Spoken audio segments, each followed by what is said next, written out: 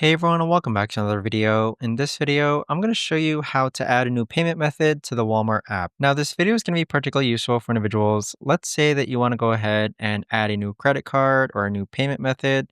How do you actually go ahead about doing so? Now, this video is going to be short, sweet, and simple, guys. There's not going to be a lot of steps involved.